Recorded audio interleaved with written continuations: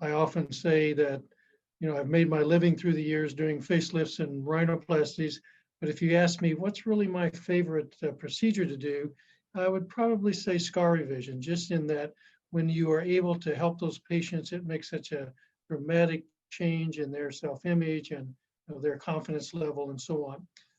You don't want a scar anywhere, but if the scar is on your back or your shoulder, you can probably tolerate it.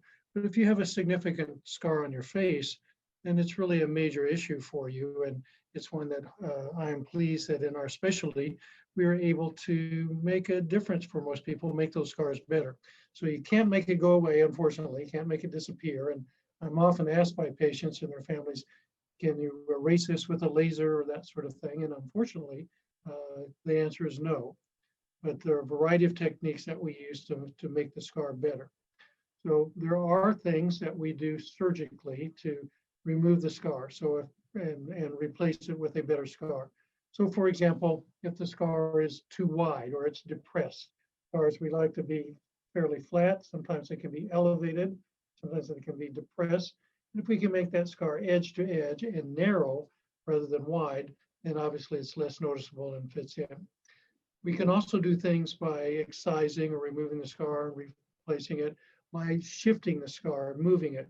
In our face, our skin's sort of mobile in many areas, and we can move that scar because of it to a place that perhaps it doesn't show as much. But one of the things that we are able to do is get the scar to fall in the so-called resting skin tension lines. And these are lines that you're used to seeing with animation of the face. So if a scar is perpendicular or across from those, they're more noticeable, but then it runs into those lines, it's easier to camouflage that and makes the scar a better scar. Also running within those, and as we shift the scar in our techniques, it is less tension on the scar, and so it tends to heal better and less widening. Next, there are situations where we change the outline of the scar and sort of camouflage the scar. And so there are situations where we do something called a running W-plasty. So little zigzags like the letter W's.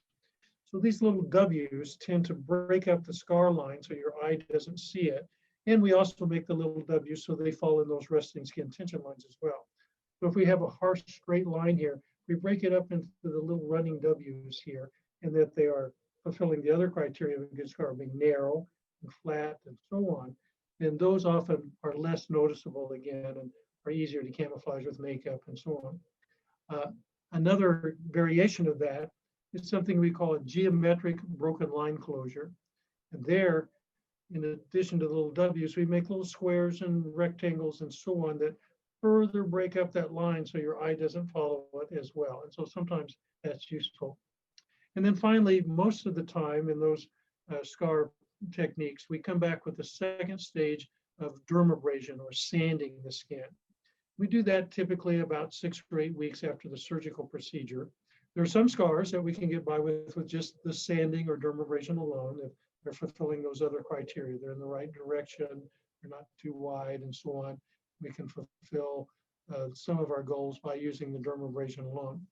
There are laser modalities that are useful that we use sometimes, but more often than not, the dermabrasion seems to fulfill our goals in terms of getting the best ultimate scar that we can, more than some of the other modalities that we have to use like lasers and so on.